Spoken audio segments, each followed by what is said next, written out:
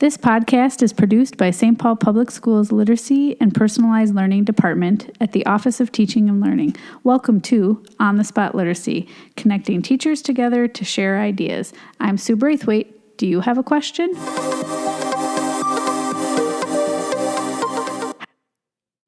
I'm Laura Yanowski, and this podcast is on phonics instruction in SPPS.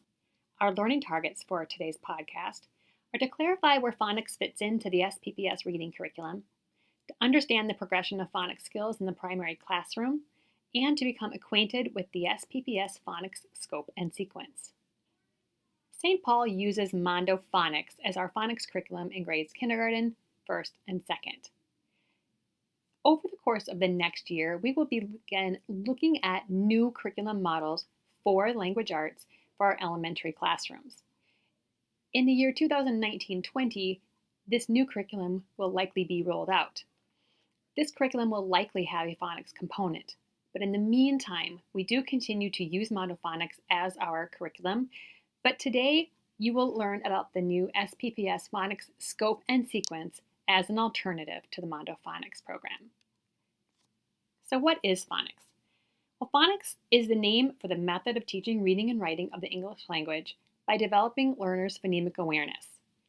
Phonemic awareness is the ability to hear, identify, and most importantly, to manipulate phonemes in order to teach the correspondence between sounds and spelling patterns that represent them. Why do we teach phonics? Well, most students require explicit, direct instruction in those spelling-sound relationships in order to be able to decode new words. And decoding equals fluency, which equals reading success. When do we teach phonics? In St. Paul, we teach phonics throughout the reader's block, but primarily within the skills block. There's a grade level skill or standard taught. Differentiated lessons are presented to students who require additional support. Phonics skills are also taught within guided reading during the word work portion. Phonological awareness and phonemic awareness are terms that are tossed around and sometimes used interchangeably. The difference is that phonological awareness really is a broad skill that includes identifying and manipulating units of language, parts of words such as syllables and onsets and rhymes, whereas phonemic awareness is a tighter skill that refers to the ability to focus on and manipulate individual sounds or phonemes in spoken words. Phonemic awareness is so critical to reading success. It is one of the best predictors of how well children will learn to read during the first 2 years of school instruction, so it is essential that these skills be built in the primary grades. On your screen, you will see a phonological awareness continuum. It shows the stair step of skills in order of least difficult to most difficult for students to master. But students need to master all of these before becoming readers. So students start with rhyming. They match word endings, examples, mop, top, cop. They move on to alliteration, then sentence segmenting, then syllable segmentation, moving up through compound words, onsets, rhymes, blending and segmenting initial and final phonemes and sounds before they can start to blend and segment words.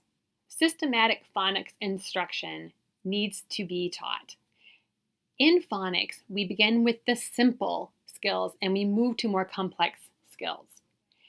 Think of these progression of skills as stair steps, as in the previous picture. There is a standard progression of systematic phonics that is the acceptable, best practice way that phonics instruction builds on itself. And remember that phonological awareness precedes phonics instruction. Students need to have that phonological awareness and those skills before they're able to go into the more complex skills needed in phonics. On your screen is a progression of phonics skills. This is the progression that we will be looking at for grades K through 2. From number 1 through number 7, we have from simple to more complex skills. We will go into this a little bit more when we look at the SPPS scope and sequence. So what about sight words? Fry, Dolt, Jad Richardson, Mondo, Fast. There's a lot of lists out there. And interestingly, just 13 words account for more than 25% of all the words in print, and just 100 words account for approximately 50% of the words in print. So, pick any list. We know which words to teach. The words on all of these lists overlap. One list is really no better than the other. So choose a list because the words we need to teach are on all of these lists. Here is the SPPS phonics scope and sequence. On the front page, it gives you a little bit of an overview of how to use the document. You'll notice these same skills and sequence from number 1 through 7. You start with the short vowel, vowel consonant, and CVC words, and we build up to short vowels with blends and digraphs, long vowel words with vowel digraphs, moving up through more of the complex skills till we're looking at multisyllabic words. So we've got this same sequence of skills there. A little narrative about how to use the document, and then some information about the high frequency words that we've listed and linked to this document, and then the research that guided the document. The scope and sequence is arranged by grade. You'll notice it's highlighted in yellow. We've got kindergarten, the top here, going into first grade, and then down into the document a little bit later is second grade. We wrestled a little bit with how to delineate grades because just because a student comes into second grade doesn't mean that they're ready to be instructed in second grade phonics. But we wanted you to have the standard progression of skills throughout the grade level. So we recognize that not all of your students may be at grade level in their readiness for phonics instruction. So you have your grade level here, and then we've got our skill category, the instructional objectives for those skills, the accompanying word study objectives that should be taught at the same time, and the sight words. So let's just look at kindergarten for a second. Kindergarten has these first 3 categories here, plus this one right here on this next page.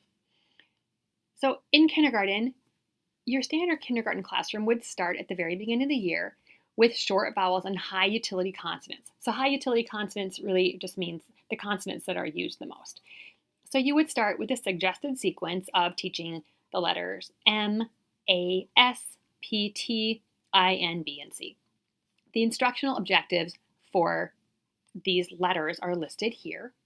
And then the word study that you would teach at the same time. What I mean by that is that with teaching phonics, you don't just teach the one skill, you also have your word study that you're teaching along with it. So for example, the first thing that you teach for word study is going to be just plurals and how we add an S, the inflectional ending S for nouns, as in adding the S to cat or adding the S to dogs to make it plural. And then also, of course, we've got sight words. We chose to use Fry simply because the lists are very clean and clear, and you can click on that to get a nice list. And we've linked all 100 there for you in kindergarten, whereas in kindergarten, we would typically want kindergartners to have at least 50 sight words by the end of the year. But we've linked all 100, because with the Fry's list, they start with the highest frequency words at number 1, and they go to 100. And actually, there's 1,000, which is linked to this document at the end of the second grade section. So you would start here at the very beginning of the year in kindergarten, and you would be teaching these letters with these instructional objectives, with these word study objectives, and then the very first sight words. You would move into teaching short vowels with mid-utility consonants and going into the word study of using double final consonants and including the CK sound for K and moving into more sight words. Then you would move into the short vowels of low utility or the less common consonants and so forth. Once you make it through that, hopefully in the spring of kindergarten, but sometimes it doesn't happen until the fall of first grade, you're now teaching some vowel consonant words and some CVC words. So you're actually starting to put together those letters into words. You've got your instructional objectives here. Your word study, you're going to go further into plurals. You're going to add your S's for verbs. You're reviewing your final double consonants of LL, FF, TT, SS, and you are just continuing on your sight word instruction. Moving into first grade, the document continues the same way, but it just gets a little bit more complex.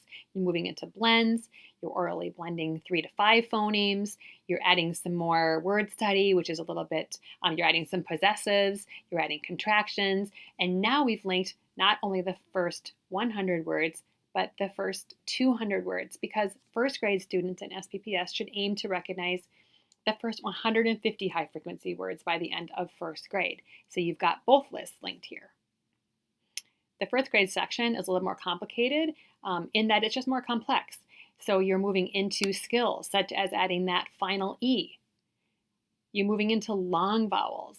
They are listed out for you, the sequence, as well as the vowel teams themselves, which make up the long vowel sounds. And then you're moving into prefixes and suffixes and compound words. So this is a look at the first grade. Wrapping up first grade with the long I sound and O sound in the less common long vowel spellings. And you've got multisyllabic words for your word study at the end of grade 1. Moving into grade 2, it's basically grade 2 is a review and a deepening of all of the phonics skills taught in kindergarten and first grade. So you're going to review for mastery the short vowels, the closed syllables, consonant LE, and the consonant LE words. In word study, you're going to be going further into inflectional endings, the ones with no spelling changes where you're just adding ES, ED, and ING. And then later, you'll be moving into inflectional endings with spelling changes.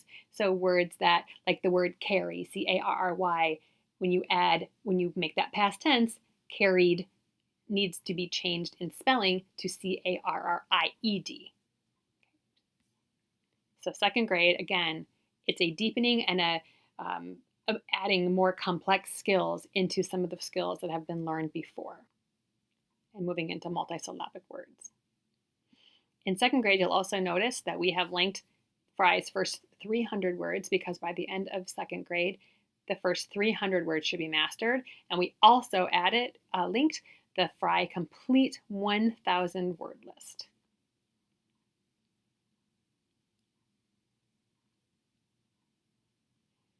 At the end of the second grade section, which completes the K2 sequence, you will notice the phonics lesson plan template that is linked. This is a suggested lesson plan template or planning tool for you to use for when you are teaching phonics.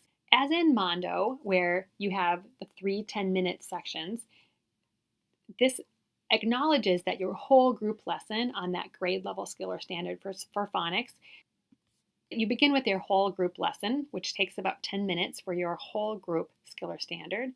And then you might have a couple of flex groups. So in your classroom, you will have students who are at different places in their phonics, in their grasping of phonics skills, and they'll need to be instructed at their level. So this allows for a whole group lesson, a flex group number 1, and a flex group number 2. It gives you the spaces to add your phonics skill focus, your word study objective, and the sight words that you're going to be working on that day. There's also some room for you to list your independent practice activities, which might include some additional word work or skills-based practice for the remaining students in your classroom. So that's linked there for you. The document moves on into how FAST supports phonics instruction. What that means is there are some different assessments that you are using in FAST, in especially K and 1 in that early reading assessment, specifically the early reading rhyming, early reading letter sounds, early reading word blending, and early reading nonsense words. And this document gives you some guidance around how students are performing on those assessments and how that influences where you would start working with them in the phonics progression. The document moves on to a suggested phonics sequence for guided reading. These would be suggested phonics skills for your guided reading groups at each F&P guided reading level.